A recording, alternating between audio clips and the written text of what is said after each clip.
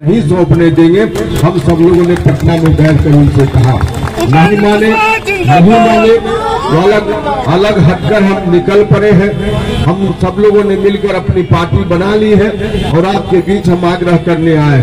आज देख रहे हैं, जब से महागठबंधन के साथ नीतीश कुमार जी ने सरकार बनाई, तब से कितना बड़ा समझौता नीतीश जी ने किया है। कभी नीतीश कुमार जी बोलते थे भ्रष्टाचार के मामला में बिल्कुल जीरो टॉलरेंस है, हम कभी नहीं स्वीकार कर सकते भ्रष्टाचार कहीं कोई करे, हम कभी नहीं स्वीकार कर सकते। नीतीश जी लगातार बोलते थे और निश्चित रूप से सत्ता में रहते हुए नीतीश जी ने कभी समझौता खुद से नहीं किया।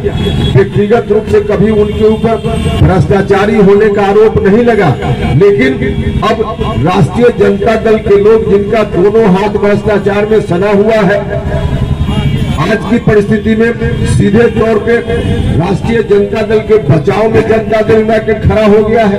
जब मीडिया के बंधु पटना में बाकी जगह नीतीश जी से सवाल पूछते हैं कि राष्ट्रीय जनता दल के लोगों के ऊपर तो भ्रष्टाचार का आरोप लगा है, जांच फिर से शुरू हो गई है, इस पर आपका क्या कहना है, तो नीतीश कुमार जी सीधे चुप्पी साध लेते हैं या मीडिया के बंधुओं का सवाल का जवाब दिए बिना इधर उधर करके चले जाते हैं। इतना बड़ा समझौता, भ्रष्टाचार से समझौता नीतीश कुमार जी इस जीवन में कर लेंगे, सपना में भी हम लोगों ने सोचने का काम नहीं किया था।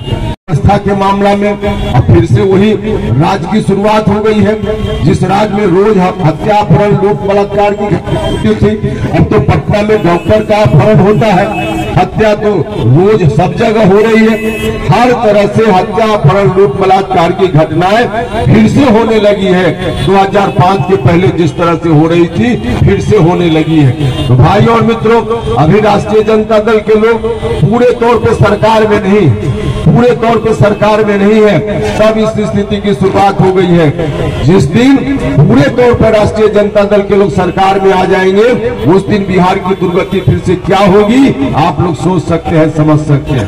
तो हम सब लोगों ने संकल्प ले लिया है, हमने कह दिया है, संकल्प ले लिया है, हम लोग तो निकल पड़े हैं बिहार भर में लोगों के बीच में, चाहे जितनी विपरीत स्थिति का सामना करना पड़े हम लोग करेंगे, लेकिन बिहार को फिर से उस स्थिति में नहीं लौटने देंगे।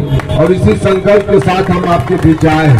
हम आपसे भी आग्रह करने के लिए आए हैं, जहाँ जहाँ हम लोग जा रहे हैं, जो उम्मीद हम लोगों की नहीं थी, जितनी अपेक्षा नहीं थी, उससे ज्यादा लोगों का समर्थन दिख रहा है, चौतरफा समर्थन दिख रहा है। भाइयों और मित्रों, अब इस स्थिति में हम आपसे भी आग्रह करने के लिए आए हैं। भागलपुर के भाइयों और बहनों, आपसे भी आग्रह करने के लिए आए हैं, ताकत दीजिए, सहयोग कीजिए। आप सब लोगों ने मिलकर ताकत दी, सहयोग किया, तो हम लोगों ने जो संकल्प लिया है कि बिहार को न सिर्फ उन हाथों में जाने से बचाएंगे, उस संकल्प को तो जरूर पूरा करेंगे। बिहार को न सिर्फ उन हाथों में जाने से बचाएंगे, बल्कि आगे आने वाले दिनों में बिहार को बनाने का भी काम करेंगे, बिहार को बढ़ाने का भी काम करेंगे। यही आग्रह करने के लिए आए थे, अभी लंबी यात्रा है, यहाँ से हम लोग को जमुई तक जाना है। आप सब लोगों ने इतना, जब से हम अभी मुंगेर से चलकर इस जिला की सीमा में सुल्तानगंज के पास हम प्रवेश किए, वहीं से इतना अच्छा स्वागत, हर जगह लोग सड़क पे आ जाते हैं, इतना अच्छा समर्थन, हर तरह से आपके समर्थन को देखकर हम लोगों का भरोसा तो पक्का हो गया है कि पटना में जो हम लोगों ने निर्णय लिया, उस निर्णय के साथ आप सब लोग खड़े हैं, बिहार भर के लोग खड़े हैं।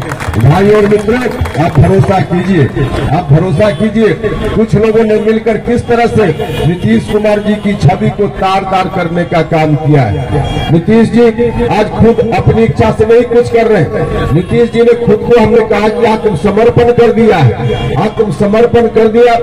कुछ लोग, 2-4 लोग हैं जनता दल यूनाइटेड में भी, जिनके सामने नीतीश जी ने आत्मसमर्पण कर दिया। नतीजा हुआ कि पूरी पार्टी आत्मसमर्पण की स्थिति में चली गई। जनता दल यूनाइटेड ने एक तरह से आत्मसमर्पण कर दिया है राष्ट्रीय जनता दल के सामने, इसलिए कोई भी बात जो राष्ट्रीय जनता दल के खिलाफ हो, जनता दल यूनाइटेड के लोग बोल ही नहीं सकते।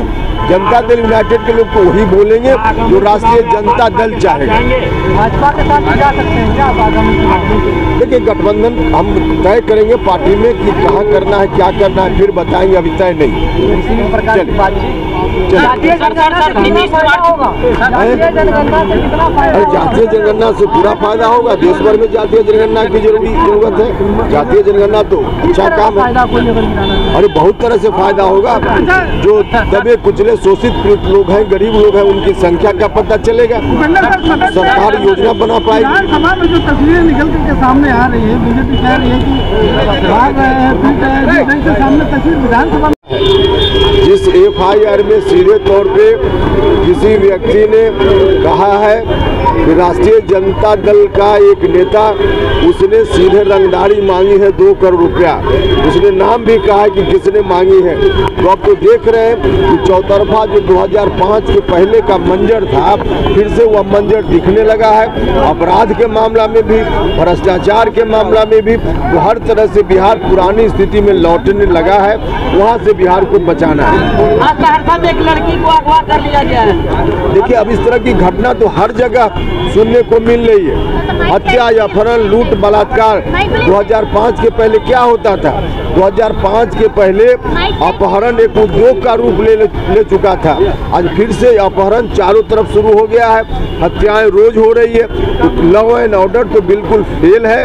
और जब राष्ट्रीय जनता दल के लोग अभी आधा अधूरा शासन में है, तब यह स्थिति है। कल पूरा शासन में आ जाएंगे तब क्या स्थिति होगी, सोचा जा सकता है। अपहरण उद्योग शुरू हो गया है। निश्चित रूप से आप देख ही रहे हैं, अब तो सब जगह से खबर रोज आते रहती है।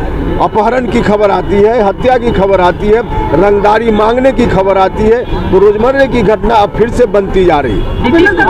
कोर्ट में जिस ढंग से जमानत मिली है, आरजेडी के लोग सदन बाहर में लड्डू बांट रहे हैं, उनको लग रहा है कि सरकार से मुख्यमंत्री क्या कर रहे हैं। अब इस सवाल का जवाब तो बेटर जनता दल यूनाइटेड के लोगों से पूछ लीजिए ना।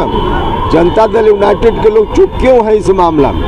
जनता दल यूनाइटेड पहले कोई भी नेता पार्टी के जब भ्रष्टाचार का इशू होता था तो सीना चौड़ा करके बोलते थे, और बोलते ही नहीं थे। आज राष्ट्रीय जनता दल के सुप्रीमो लालू प्रसाद यादव जी को जो सजा मिली है, बार बार जेल जा रहे हैं, यहाँ तक कि अब कानूनी दृष्टि से चुनाव लड़ने से भी वंचित हो गए हैं। इसके पीछे कौन लोग हैं? कौन लोग गए थे पहली बार मुकदमा करने के लिए? आज जनता दल यूनाइटेड के राष्ट्रीय अध्यक्ष जी हैं या राष्ट्रीय जनता दल के कई नेता हैं, इन्हीं लोगों ने मुकदमा किया था। तो जिन लोगों ने मुकदमा किया था उनसे पूछिए कि क्या आपका मुकदमा सही था? मुकदमा सही था तो अभी भ्रष्टाचार कहीं से अगर जांच की कार्रवाई हो रही तो आप बोल क्यों नहीं रहे? और नहीं आपको लगता है कि मुकदमा सही नहीं था तो आपने क्यों कोर्ट का समय बर्बाद किया? बिहार की जनता से माफी मांग लीजिए। पूरी तरह से चुप है इस मामले में। शो के प्रायोजक है मां भवानी डेकोर प्राइवेट लिमिटेड, मतलब a complete floor solution, new 0 mile Dadar road, Muzaffarpur.